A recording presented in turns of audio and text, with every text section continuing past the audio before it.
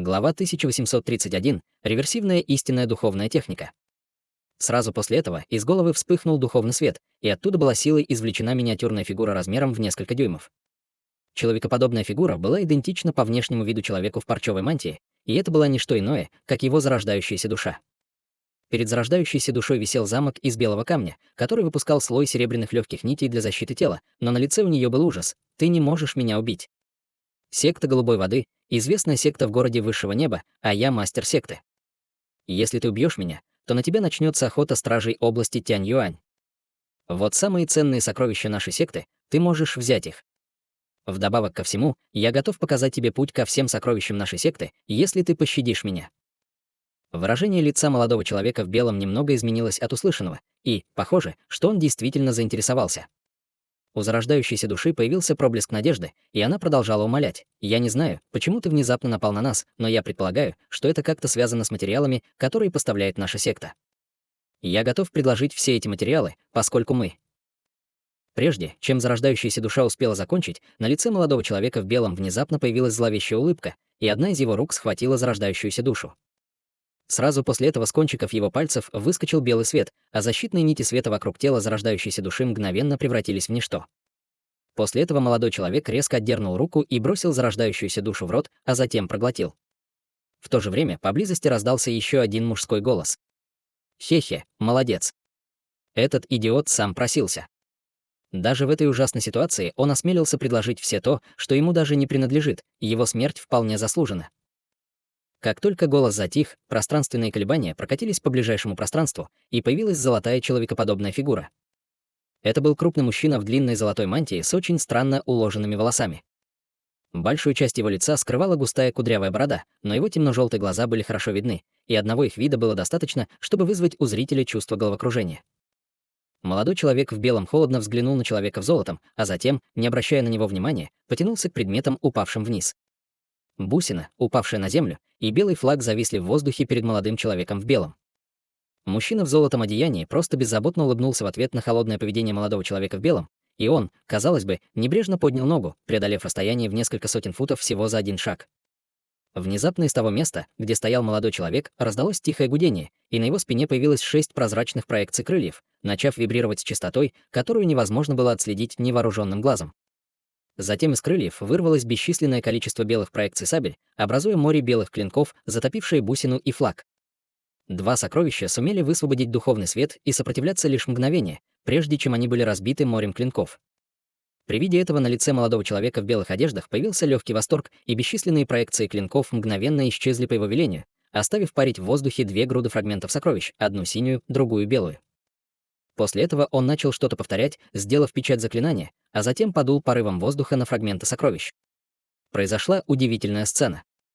Из его рта вырвалась вспышка золотого пламени и унесла 2 груды осколков сокровищ, а через несколько мгновений они слились в одно целое с пламенем. Только тогда молодой человек в белом глубоко вздохнул, вернув пламя в свое тело. Сразу после этого вокруг него внезапно вспыхнул золотой свет, и за его головой появился золотой нимб размером с колесо фургона. Однако ореол появился лишь на мгновение, рассыпавшись на бесчисленное количество золотых рун. При виде этого на лице человека в золотом одеянии промелькнул намек восторга, и он пробормотал: «Искусство культивации секты голубой воды весьма обычное, но ее экстремальная синяя бусина и флаг белой воды — необыкновенные сокровища, изготовленные из 49 типов экстремальных ледников. Кроме того, среди того, что они доставляют, есть массивная кристаллическая инская стена, которую можно сформировать только раз в 1 миллион лет. Это обязательный материал для вас, чтобы проявить истинное духовное тело, поэтому мы не можем потратить его зря». В тот момент, когда он говорил, золотой свет вокруг тела молодого человека в белом полностью погас, и его аура, казалось, стала немного сильнее, чем раньше. Это не было особо заметным улучшением, но все же очень тревожило то, что он вообще добился заметного улучшения за такой короткий промежуток времени. Где эта кристаллическая инская стена? Помимо этих 2 сокровищ, я не ощущал никаких других ледяных сокровищ от этих людей. Твоя информация неверна. Молодой человек в белом, наконец, заговорил, и его голос был холоден как лед. Моя информация ни в коем случае не может быть неверной. Я потратил много духовных камней, чтобы купить информацию в секте 1000 дорог. Они не осмелились бы попытаться обмануть меня. Если бы они это сделали, я бы уничтожил всю их секту. Предмет, о котором идет речь, должно быть, был запечатан, и поэтому вы не можете ощутить его на своем текущем уровне силы. «Позвольте мне помочь вам с этим», — усмехнулся человек в золотой мантии. Затем он повернулся к окружающим культиваторам, превратившимся в ледяные статуи, протянув к ним ладонь. Ледяные статуи с грохотом разлетелись вместе с духовными сокровищами, которые они несли. В воздухе летали всевозможные предметы, и холодный свет вспыхнул в глазах человека в золотом одеянии, а его рука вылетела вперед со скоростью молнии. Один из предметов в воздухе полетел прямо на него, в мгновение эко упав в его руки. При ближайшем рассмотрении он обнаружил, что это была желтая нефритовая шкатулка, но на ее поверхность было наклеено множество малиновых талисманов, придававших ей вид таинственности. Человек в золотых мантиях взглянул на предмет и с улыбкой бросил его прямо молодому человеку в белом. Молодой человек холодно оценил желтую нефритовую шкатулку, но не собирался ловить его руками. Вместо этого один из проекций крыльев на его спине слегка задрожал, из него вырвалась вспышка белого света, которая в мгновение эко поразила нефритовую шкатулку. Раздался громкий треск, и нефритовая шкатулка треснула, как тофу, вместе с талисманами на его поверхности, после чего из него выпал предмет размером с кулак. Прежде чем молодой человек смог определить, что это за объект, он вспыхнул синим светом, а затем мгновенно превратился в синюю кристаллическую стену толщиной 3 фута и высотой около 10 футов. Затем кристаллическая стена рухнула вниз, и при виде стены на лице молодого человека в белом мелькнула редкая улыбка. В следующее мгновение он открыл рот, выпустив поток белой ледяной ци, который полностью заморозил голубую кристаллическую стену в воздухе. Сразу после этого он издал низкий крик, и его тело расплылось, разделившись на 12 идентичных проекций. Каждая проекция выглядела как молодой человек в белых одеждах, с теми же золотыми и серебряными узорами на их лицах и такими же прозрачными крыльями на спине. Затем 12 фигур в унисон скрепили ручные печати, превратившись в 12 белоснежных многоножек, каждая из которых была несколько футов в длину, а затем мгновенно исчезли в кристаллической стене. Затем из разных частей голубой кристаллической стены мгновенно вылетели 12 белых шаров света, вращаясь в воздухе. Голубой свет закрутился внутри кристаллической стены, и возникли пучки синих нитей, а затем коллективно взорвались 12 шаров белого света. Увидев это, на лице мужчины в золотом одеянии появилось торжественное выражение, но спустя долгое время 12 белых шаров света продолжали поглощать синие нити, и его выражение, наконец, немного смягчилось. В то же время в его глазах промелькнуло сложное выражение. «Я не знаю, повезло ли мне встретить вас, или вам повезло, что вы встретили меня сразу после того, как я освоил реверсивную истинную духовную технику.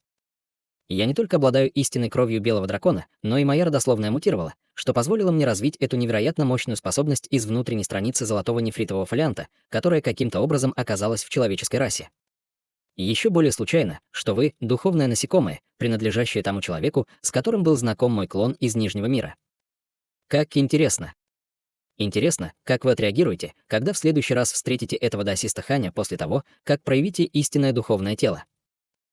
Вдруг раздалось холодное хмыканье, после чего голос молодого человека в белом прозвучал в ушах человека в золотом. Моя реакция на этот сценарий, похоже, не имеет ничего общего с вашей. Судя по тому, что вы только что сказали, похоже, что ваш клон в Нижнем мире был довольно близок к моему бывшему хозяину. Интересно, что он бы подумал, если бы узнал, что ваше истинное тело замышляет заговор против него здесь, в мире духов. Хе-хе, этот мой клон бесконечного неба был создан как не более чем мера предосторожности, он не имеет ко мне никакого отношения. Если вы сможете освоить эту реверсивную технику до моего следующей небесной трибуляции, и эта техника действительно окажется не такой экстраординарной, какой я ее себе представляю, тогда вы сможете помочь мне преодолеть несколько моих следующих невзгод без каких-либо проблем. Что касается этого клона бесконечного неба, он, естественно, лишний, так что кого это волнует? Человек в золотой мантии безразлично усмехнулся. Тогда тебе не нужно слишком беспокоиться о моем бывшем хозяине. Как только я смогу проявить истинное духовное тело, я, естественно, смогу искоренить проклятие крови в моей душе. Однако я предупреждаю, чтобы ты ничего не замышлял за моей спиной, холодным голосом ответил молодой человек в белом. Выражение лица человека в золотых одеждах немного изменилось от его слов, а затем он холодно усмехнулся. «Хе-хе, вы слишком высокого мнения обо мне. Этот сопляк Хань уже достиг стадии интеграции тела, и я не смогу с ним ничего сделать, даже если бы я хотел». Молодой человек в белом, немного помолчав, ответил: «Думаю, я, конечно, не ошибусь, если назову твою личность. Вы знаете, кто я». Глаза человека в золотых одеждах резко расширились от его слов, и в его зрачках появилось 2 шара желтого света, создав совершенно потрясающее зрелище.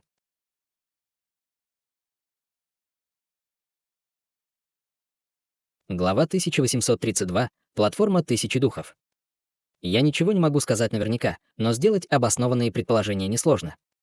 За исключением горстки людей, у кого еще есть такая большая власть и столько ресурсов в своем распоряжении.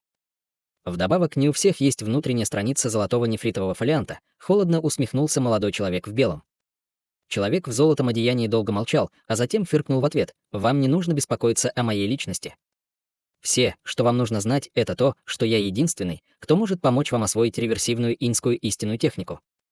Я прошу только то, чтобы вы помогли мне преодолеть мои будущие небесные трибуляции. Это взаимовыгодное сотрудничество, поэтому я, естественно, сделаю все возможное, чтобы обеспечить твое выживание после того, как обрету истинное духовное тело. Однако я уже достиг вершины поздней стадии пространственного закаливания, поэтому мне понадобится место, чтобы начать прорыв к стадии интеграции тела после того, как я впитал инскую ци из этой кристаллической инской стены. После этого я отправлюсь в первозданный мир в одиночку, чтобы охотиться на древних ледяных зверей и пожирать их ядра демонов. Кроме того, я буду искать некоторые экстремальные ледниковые районы, чтобы поглотить еще больше инской ци, и это должно позволить мне перейти к поздней стадии интеграции тела в течение 1000 лет. Когда это время придет, я могу начать подготовку к достижению истинного духовного тела, ответил молодой человек в белом. Я рад, что вы все распланировали. Дьявольское бедствие неминуемо, поэтому я должен остаться в своей расе. В противном случае я бы сопровождал вас в первозданный мир. Развивая и овладев реверсивной инской истинной духовной техникой, вы сможете доминировать над всем первозданным миром, если только не столкнетесь с чрезвычайно могущественными существами из чужеземных рас. Континент Тянь-Юань чрезвычайно обширен, поэтому здесь должно быть много ледяных древних зверей. Я уже достиг разума, поэтому я, естественно, не буду вступать в драки с могущественными существами, как идиот, равнодушно сказал молодой человек в белом и замолчал. Мужчина в золотом одеянии удовлетворенно кивнул в ответ, и он также не продемонстрировал никакого намерения говорить что-либо дальше, но в его глазах был задумчивый взгляд, предполагающий, что он что-то обдумывает.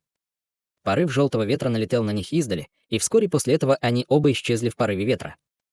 2 месяца спустя Хань Ли сидел на зеленом деревянном стуле, равнодушно рассматривая чрезвычайно замысловатую золотую чашу для вина в своей руке. Человек, сидящий рядом с ним, был никто иной, как глава семьи Гоу, фея Сяо Фэн, а по другую сторону от нее сидел старейшина Сяо. Позади них в несколько рядов стояло много учеников стадии божественной трансформации из рождающейся души семьи Гоу, и у всех на лицах были возбужденные взгляды. Впереди лежала массивная круглая каменная платформа радиусом около 500 метров. Платформа была полностью вымощена огромными лазурными камнями, но имела слегка черный цвет, что указывало ее древний возраст. По краю каменной платформы стояла серия высоких флагов разных цветов, каждый из которых испускал слой света, которые окутывали всю платформу под огромным световым барьером высотой более 1000 футов. Вокруг семьи Гоу были группы других людей, состоящие из нескольких сотен человек для самых больших групп и только около дюжины в самых маленьких группах. Таких групп было около 40, и среди них окружение семьи Гоу было только группой среднего размера. Окружение семьи Гоу входило в число 5 групп людей, которые находились ближе всего к платформе, в то время как все остальные группы могли стоять только за этими 5 группами. Дальше за ними можно было увидеть несколько массивных обрывов скал, а также несколько больших зданий, построенных на этих каменных обрывах.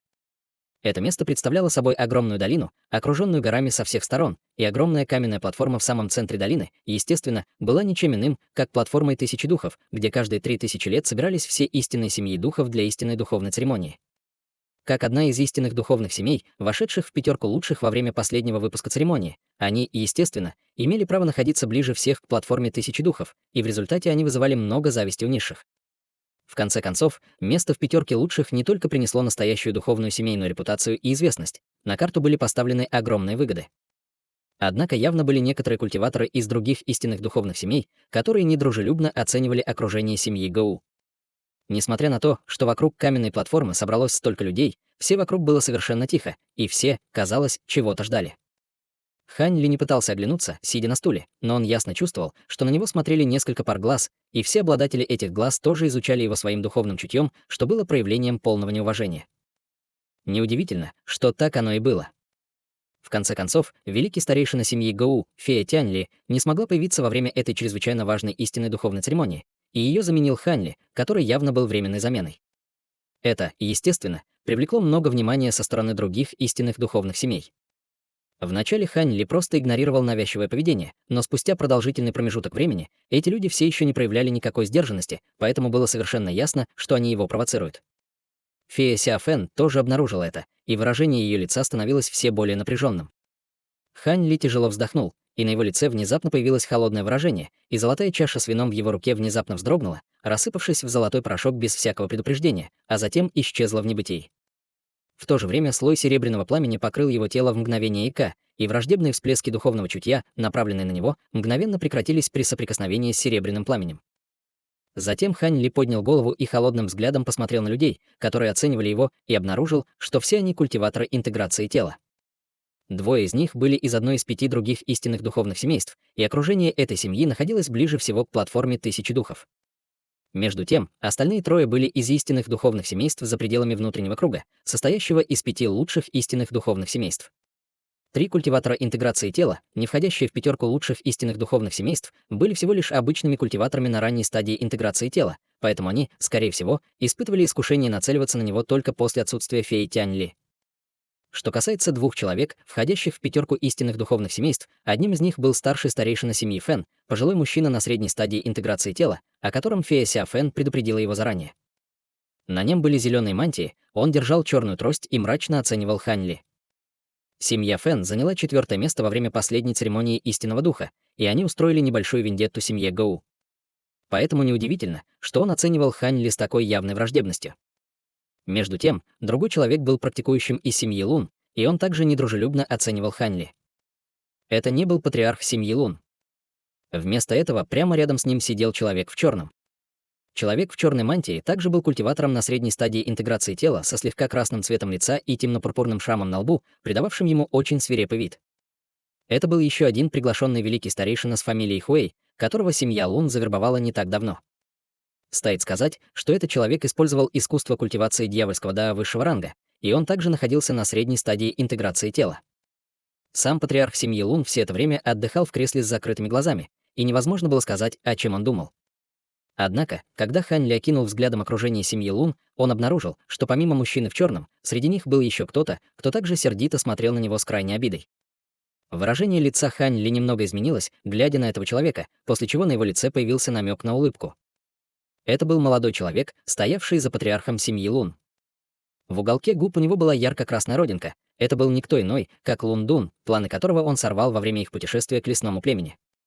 Лун Дун строил заговоры в течение нескольких столетий, но столкнулся с неожиданным препятствием в виде Хань Ли, и в результате он не только не смог получить истинную кровь небесного феникса семьи Е, но и потерял большую часть своей собственной духовной крови истинного дракона, поэтому он, естественно, был крайне обижен на Хань Ли.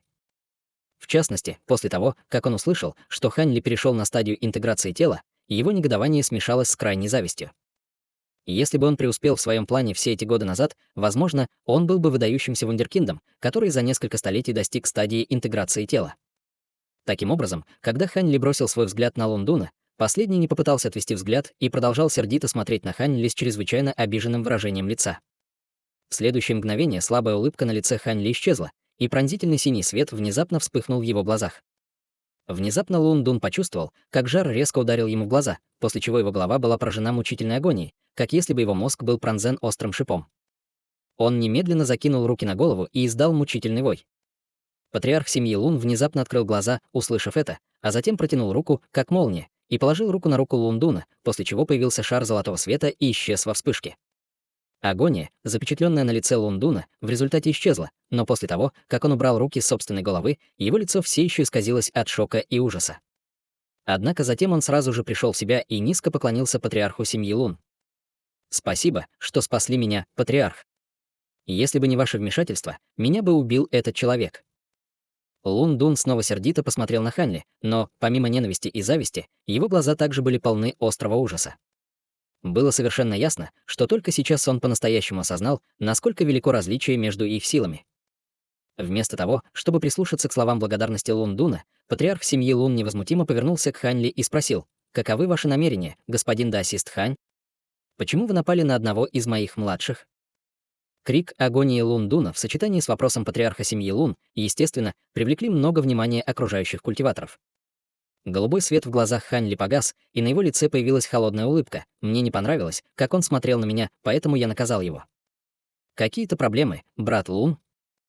Его холодный ответ патриарху семьи Лун, естественно, вызвал сильный шок у окружающих, и в окрестностях сразу же раздалась приглушенная болтовня. Это действительно правда, что этот мой внук довольно тщеславен, поэтому легкое наказание не причинит ему никакого вреда. К всеобщему удивлению, патриарх семьи Лун не проявил никакого намерения продолжать настаивать на этом вопросе, и, невыразительно кивнув, снова закрыл глаза, больше ни на кого не обращая внимания.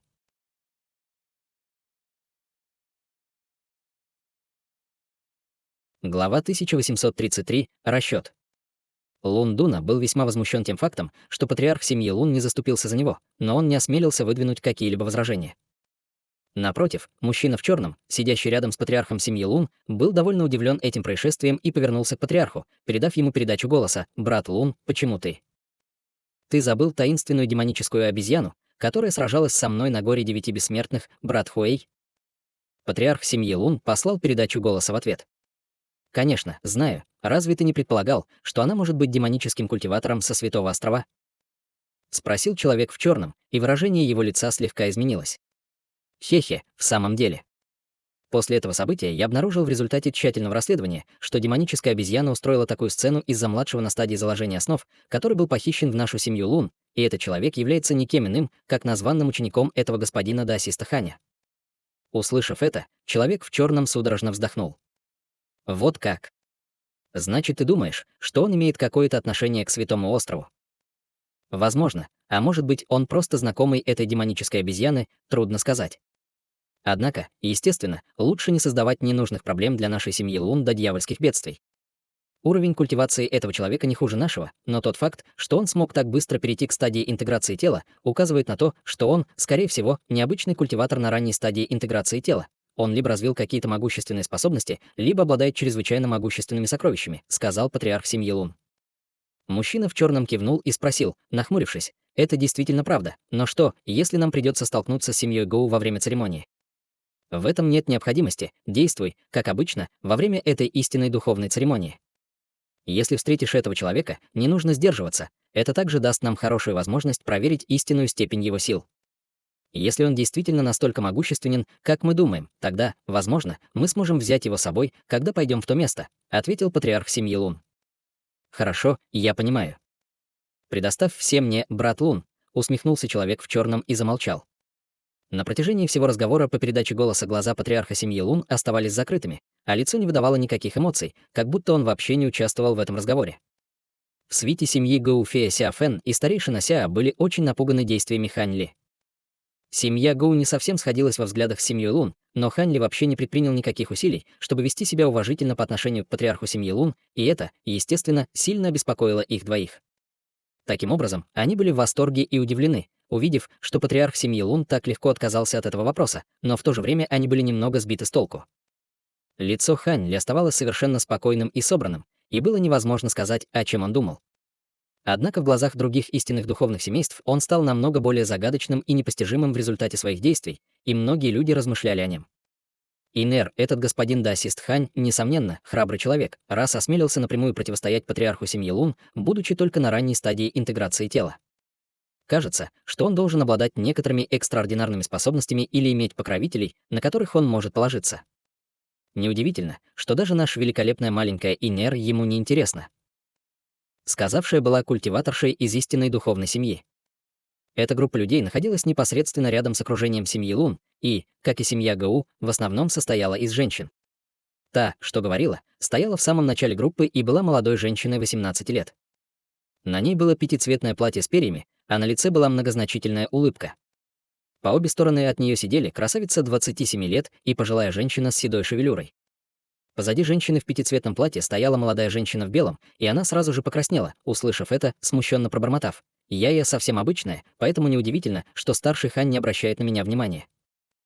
Это была никто иная, как Е-Ин, которую Хань Ли несколько раз встречал в прошлом, и она очень напоминала женщину в пятицветном платье. Так ли это? Тогда почему чем больше я смотрю на нашу маленькую Инер, тем больше думаю, что ты самая очаровательная? Этот сопляк Хань не разбирается в женщинах. В противном случае, если бы он присоединился к нашей семье Е, он не только получил невероятные льготы, но и смог бы жениться на моей самой любимой внучке. Женщина в пятицветном платье внезапно рассмеялась, и ее голос был таким же приятным, как голос жаворонка, привлекая внимание многих зевак. Несмотря на то, что было введено ограничение, чтобы другие истинные духовные семьи не могли подслушать их разговор, взгляды, направленные на них со стороны других семей, заставили Ейн покраснеть еще больше, и она так сильно поджала подбородок, что, казалось, хотела уткнуться головой в собственную грудь. «Пожалуйста, не дразни ее, мама. Почему ты всегда к ней придираешься?» Красивая женщина, сидящая в стороне, усмехнулась. «Хи-хи, я не придираюсь к ней. Просто среди этих моих младших только Инер имеет сходство со мной в детстве. Однако ее личность слишком отличается от моей, поэтому я, естественно, должна направлять ее на правильный путь. Иначе было бы напрасной тратой ее красоты, если бы она все время действовала как холодная марионетка, вздохнула женщина в пятицветном платье, покачав головой. Было совершенно ясно, что красавица рядом с молодой женщиной была очень консервативной и рассудительной личностью, и она могла только замолчать с кривой улыбкой, услышав это.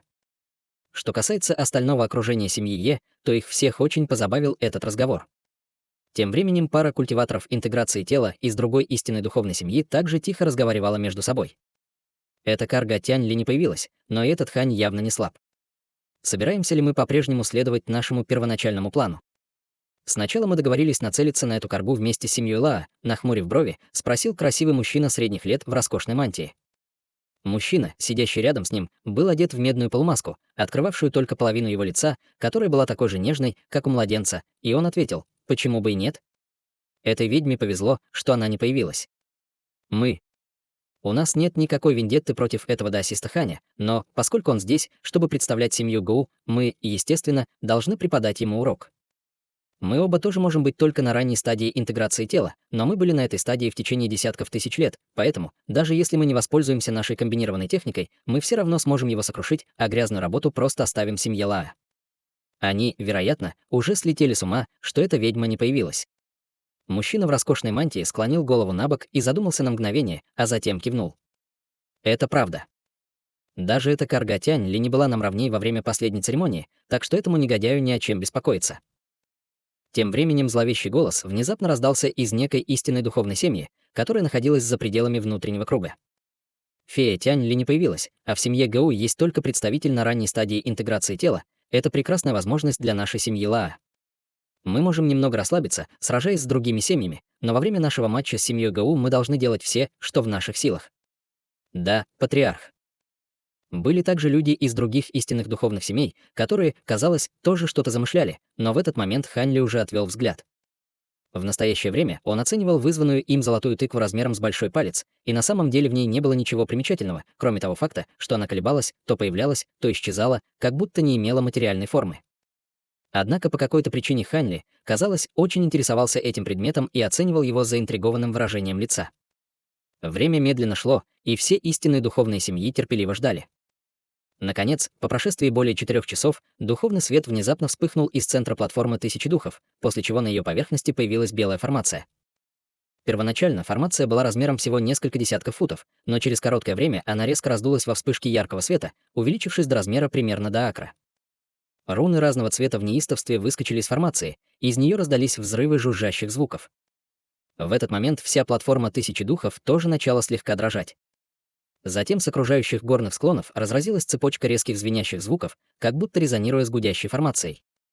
Сразу после этого из мест, откуда исходили резкие звенящие звуки, вспыхнули сотни массивных столбов света. Каждый столб света был толщиной с резервуар для воды и мигал пронзительным пятицветным светом. Под влиянием формации над долиной пронесся порыв яростных ветров, а над головой возникли плотные темные облака. После этого раздались разрушительные раскаты грома, когда из облаков вышли разряды пурпурных молний, напоминающих гигантских питонов. Это молния небесной трибуляции.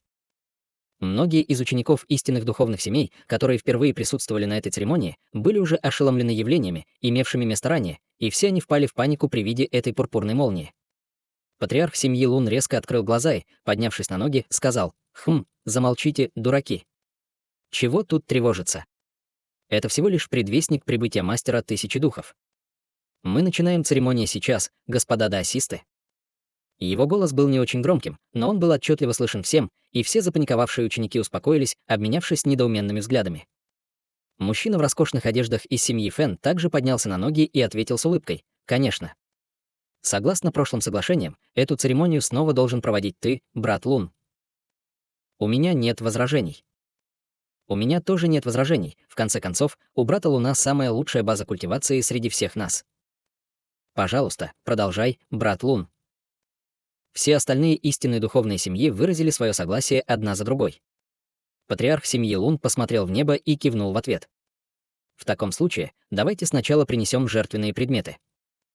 В этот момент фиолетовые молнии над долиной переплелись, образуя гигантскую сеть, которая соединилась с окружающими массивными столбами света, образуя огромную клетку.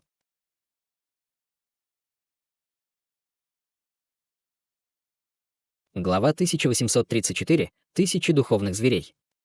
Все лидеры и старейшины истинных духовных семей вполне привыкли к этому зрелищу, и, услышав, что сказал патриарх семьи Лун, каждый махнул рукой в сторону учеников, стоящих за ними. И сразу после этого к платформе тысячи духов быстро подошел один человек из каждой семьи с нефритовым флаконом размером с ладонь в их руках. В то же время от патриарха семьи Лун вспыхнул золотой свет, и его тело покачнулось, после чего он вошел прямо через световой барьер над платформой тысячи духов. После этого он взлетел на небольшую высоту и сделал печать заклинания, направив вниз столб золотого света. Затем золотой свет во вспышке исчез в земле внизу. В следующее мгновение с платформы тысячи духов раздался приглушенный грохот, и возле белой формации появился старинный бассейн из лазурного камня. Бассейн был длинный и плоской, около 10 футов в длину. На всей его поверхности были вырезаны необычные черные символы, и это выглядело очень древним артефактом. Все люди, вышедшие из истинных духовных семей, подходили к каменному бассейну один за другим, а затем снимали крышки с нефритовых флаконов и выливали в него содержимое. Из флаконов текли потоки жидкости разного цвета, некоторые из которых были крайне отвратительными и мерзкими, некоторые были довольно ароматными и приятными, а другие были бесцветными и без запаха, как вода. В таз было налито несколько десятков разных видов жидкостей, которые соединились в шар, но ни в малейшей степени не смешались друг с другом. Патриарх семьи Лун не обращал на это внимания. Он просто взглянул на свет внутри формации, яркость которого постоянно увеличивалась, а затем бесстрастно взглянул на огромную сеть пурпурных молний вверху. За пределами платформы тысячи духов все культиваторы интеграции тела поднялись на ноги, и они также оценивали формацию с серьезными выражениями лица. Внезапно раздался грохот, после чего из формации вырвались руны разного цвета, образуя огромный световой шар диаметром в несколько десятков футов. Затем шар света несколько раз повернулся в воздухе над формацией и взорвался с глухим ударом, обнажив странного зверя с 8 головами. Его тело было нечетким, как будто это была всего лишь проекция, а его аура была только на ранней стадии пространственного закаливания. Однако, когда его 8 голов повернулись, чтобы окинуть взглядом всех людей, окружающих платформу тысячи духов, все невольно вздрогнули, как будто ледяная аура только что прошла по их телам. В следующее мгновение патриарх семьи Лун сложил кулак в знак приветствия и сказал: «Добро пожаловать, мастер тысячи духов. Пожалуйста, насладись истинной кровавой жертвой, которую наша 51-я человеческая истинная духовная семья приготовила для вас». Восьмиглавый зверь поднял одну из голов, взглянув на патриарха семьи Лун, а затем вылетел из формации и поднялся над водоемом. Он открыл все 8 ртов в унисон, и жидкость из тазика лихорадочно потекла в его рты. За считанные секунды вся жидкость в тазе была поглощена, после чего на теле зверя появился слой света, который принял более существенную форму. Сразу после этого зверь взглянул на культиваторов за пределами каменной платформы и с ревом откинул голову назад. Удивительная аура его тела поднялась от ранней стадии пространственного закаливания к средней стадии пространственного закаливания, а затем быстро поднимаясь до поздней стадии пространственного закаливания. Через короткое время аура зверя достигла пика поздней стадии интеграции тела. Нет, казалось, что он немного превосходит это, как если бы он был всего в полшаге от достижения стадии Великого Вознесения. Даже Хань Ли невольно пришел в восторг, почувствовав яростную ауру, исходящую от платформы тысячи духов. К счастью, это казалось пределом возможностей зверя, и после этого его огромная аура, наконец, остановилась в росте. Однако то, что после этого сделал восьмиголовый зверь, встревожило всех наблюдающих культиваторов. Внезапно зверь поднял все 8 голов в унисон, и из каждой его пасти вырвалась голубая молния толщиной с большую чашу и мгновенно врезалась в пурпурную сеть молний наверху. Даже присутствующие культиваторы интеграции тела были слегка встревожены этим, и патриарх семьи Лун смог сохранить спокойное выражение лица, но выражение его глаз указывало на то, что он также был слегка сбит с толку. Несколько сокрушительных ударов прогремели в быстрой последовательности, пурпурные и лазурные молнии переплелись, образуя шары молнии размером с колеса телеги, взорвавшись в воздухе наверху. Спустя несколько мгновений молния отступила, и массивная пурпурная сеть несколько раз задрожала, а затем упала, сумев при этом остаться полностью невредимой. Холодный взгляд восьмиглавого зверя исчез, и он медленно закрыл свои 8 огромных пастей. Затем одна из его лазурных голов резко повернулась к патриарху семьи Лун, и он сказал чрезвычайно древним голосом: вы, люди, конечно, осторожная и скрупулезная раса. Я уже спускался на это место бесчисленное количество раз, но эта молния печати формации тысячи духов такая же крепкая. Вам лучше молиться, чтобы все продолжалось так же. В противном случае, если вы поскользнитесь и позволите мне найти брешь в этой формации, хе-хе». Мало того, что лазурная голова зверя говорила на человеческом языке, она также угрожающе оценивала патриарха семьи Лун. Патриарх семьи Лун слегка поклонился, ответив в манере, которая не была ни скромной, ни высокомерной. будьте уверены, мастер тысячи духов, если мы когда-нибудь станем настолько неспособными, что не сможем даже правильно организовать печать формации, тогда все присутствующие здесь заслуживают того, чтобы их истинная кровь была высосана вами. Однако, согласно соглашению, которое наши истинные духовные семьи заключили с вами, теперь, когда наша жертва принята, вам пора создать для нас таинственные духовные талисманы. Этот зверь был настоящим духовным существом из другого мира, но только его клон мог спуститься в этот мир. Несмотря на то, что он поглотил жертву, чтобы значительно усилить свои силы, он все еще был серьезно ослаблен печать формации, созданной истинной духовной семьей, поэтому культиватору поздней интеграции тела, такому как патриарх семьи Лун, было нечего бояться. Я действительно принял вашу жертву, поэтому я, естественно, выполню свою часть соглашения. Холодно хмыкнул зверь и начал что-то скандировать всеми 8 головами. Когда он это сделал, из его пасти вырвались руны 8 разных цветов, а затем переплелись в воздухе. Спустя короткое время все руны распространились по платформе тысячи духов, создавая удивительное зрелище. Патриарх семьи Лун находился внутри всех этих рун, но он выглядел очень спокойным, и вокруг его тела был слой золотого света, удерживающий руны в нескольких футах от него. Внезапно зверь издал еще один громовой рев, и невидимая рябь резко поднялась в воздухе над головой. Руны в небе накладывались друг на друга, а затем превращались в бесчисленные пятицветные талисманы, которые упали на платформу тысячи духов. Хорошо, создано 999 таинственных духовных талисманов. Убедитесь, что вы не призовете меня снова, пока не пройдет 3000 лет, проворчал восьмиголовый зверь немного устало, а затем полетел обратно в формацию. Массивная формация вспыхнула ярким светом, мгновенно окутав гигантского зверя. Снова раздался жужжащий звук, и тело восьмиглавого зверя с глухим ударом взорвалось бесчисленным количеством рун. В следующее мгновение исчезла и сама формация, и казалось, что ее и не было с самого начала. Патриарх семьи Лун на мгновение замолчал, а затем холодным голосом проинструктировал: «Соберите таинственные духовные талисманы, и мы раздадим их, как только будет определен рейтинг». Несколько охранников в золотых доспехах немедленно откликнулись на его зов и вышли на платформу, взяв с собой по серебряному блюду у каждого. Затем они сделали хватательное движение к талисману, и все они были привлечены к охранникам, сложив их на подносы. После этого подносы отнесли к специально отведенному столу под каменной площадкой, где их почтительно поставили. Мастер тысячи духов уже ушел. «Теперь давайте отдадим дань уважения нашим истинным духовным предкам», торжественно сказал патриарх семьи Лун. Услышав это, все истинные духовные семьи немедленно приступили к действиям, извлекая все виды духовных инструментов, а также духовные фрукты и благовония, установив их на платформу. Сразу после этого вся свита истинных духовных семей была приведена на платформу тысячи духов их лидерами и старейшинами. Они преклонили колени перед своими импровизированными святынями, а затем выразили почтение и помолились своим предкам. Были даже несколько более традиционных истинных духовных семей, которые проводили церемонии, которые в других местах уже устарели, и Хань Ли был весьма заинтригован, увидев это. Семьи отдавали дань уважения почти полдня, и только после этого началась действительно важная часть истинной духовной церемонии. Все истинные духовные семьи соревновались, чтобы определить свой рейтинг, и ресурсы будут перераспределены на основе этого рейтинга. Патриарх семьи Лун снова взлетел на каменную платформу и объявил: как обычно, каждая семья имеет одну возможность бросить вызов семье, находящейся выше их, а также возможность принять вызов от семьи ниже их. Однако претендент не может бросить вызов семье, которая выше их более чем на 5 рангов, и если несколько семей бросают вызов одной и той же семье, то приоритет будет иметь самая высокопоставленная семья. Конечно, наши 5 лучших семей могут принять вызов только после того, как мы примем участие в раунде, чтобы снова определить наш рейтинг. Господин Да Ассист Линь, выйди на платформу и проведи своего оппонента в первом раунде. Среди 5 истинных духовных семей одна состояла исключительно из мужчин, и среди них раздался ленивый голос. Хе-хе, в этом нет необходимости. Если мы столкнемся с твоей семьей Лун, мы сразу проиграем матч.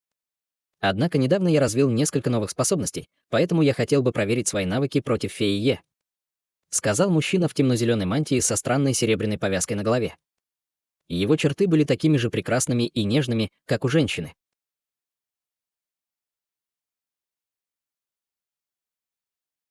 Глава 1835. Спарринг.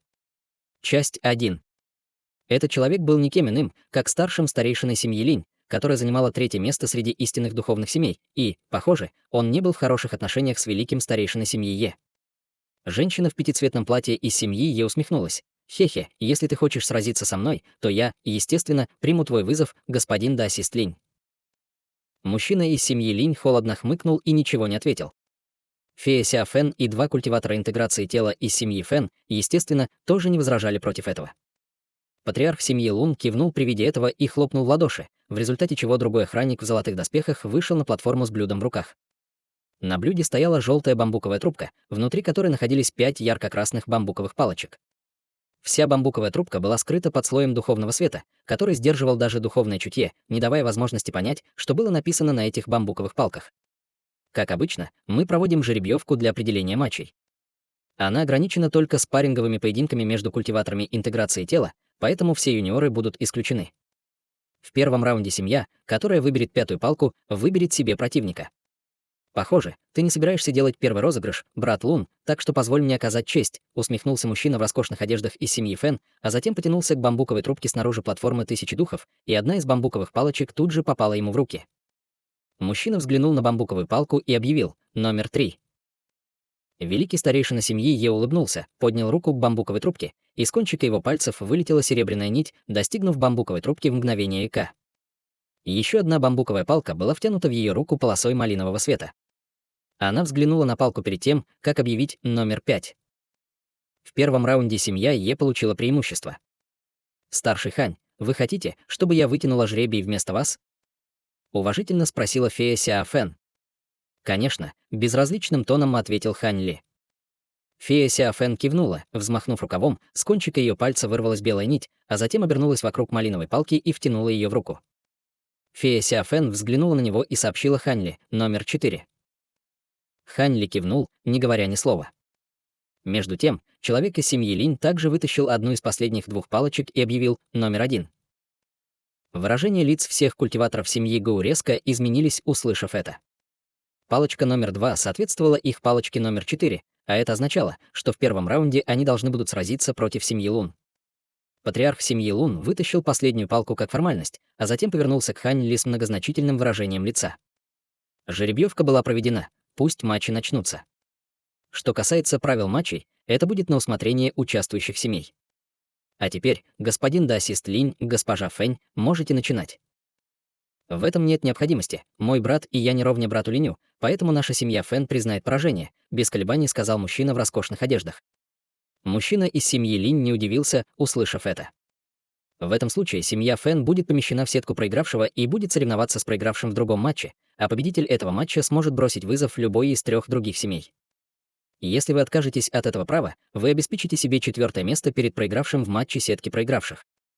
Следующей будет наша семья Лун против семьи Гоу. Вашу семью будет представлять господин даосист Хань.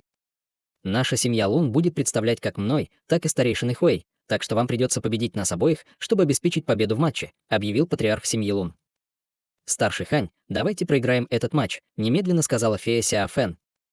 Она прекрасно понимала, что даже если бы их великая старейшина присутствовала, все равно не было шансов, что они смогут победить семью Лун, поэтому она, естественно, хотела, чтобы Хань Ли сохранил свои силы для следующих раундов. Однако Хань Ли с улыбкой погладил свой подбородок и сказал то, что шокировало фею Сяо Фэн и старейшину Сяо. «Я был бы не против спарринга с культиватором на поздней стадии интеграции тела. С тех пор, как я перешел на стадию интеграции тела, у меня еще не было возможности сразиться с таким могущественным культиватором. Это не была битва не на жизнь, а на смерть, поэтому для Хань Ли это была редкая возможность оценить силу культиватора на поздней стадии интеграции тела, а также посмотреть, сможет ли он противостоять в одиночку в своем нынешнем состоянии. Если бы он боялся сражаться с семьей Лун, он бы не спровоцировал патриарха семьи Лун, используя свое духовное чутье, чтобы запугать Лун Дун. Более того, если возможно, он определенно не прочь продемонстрировать силу, чтобы эти культиваторы из истинных духовных семей могли распространить информацию и повысить его репутацию в человеческой расе.